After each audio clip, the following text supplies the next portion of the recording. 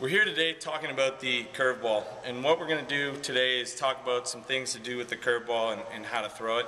And the first thing we want to do is we want to make sure that we get a good grip on the baseball. And what we're going to do is we're going to take our fingers, we're going to put them on the side of the horseshoe here, and then we're going to get our middle finger on the inside of the ball. So we want to make sure that as the ball comes forward, we're going to have some type of an overspin.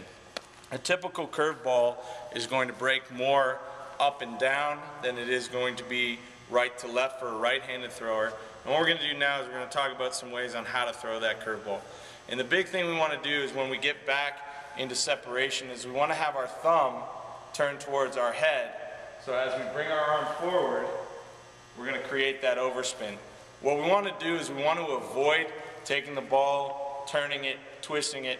Tends to cause a little bit more stress or tension before the acceleration phase of the throw.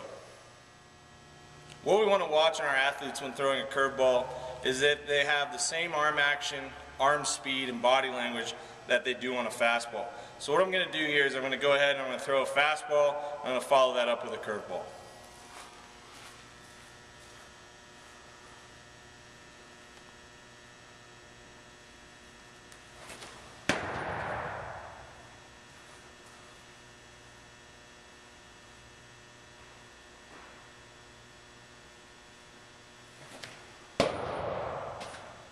So what you want to notice on the curveball is it typically has an overhand break, 12 to 6, but anything that usually has more of an overhand break than a side-to-side break would be considered a regulation curveball.